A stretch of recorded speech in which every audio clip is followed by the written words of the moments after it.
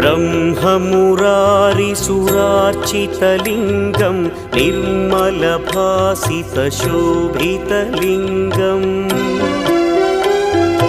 जन्मजदुःखविनाशकलिङ्गं तत्प्रणमामि सदा शिवलिङ्गम् देवमुनिप्रवरार्चितलिङ्गं कामदहन करुणाकरलिङ्गम् रावणदर्पविनाशकलिङ्गं तत्प्रणमामि सदा शिवलिङ्गम्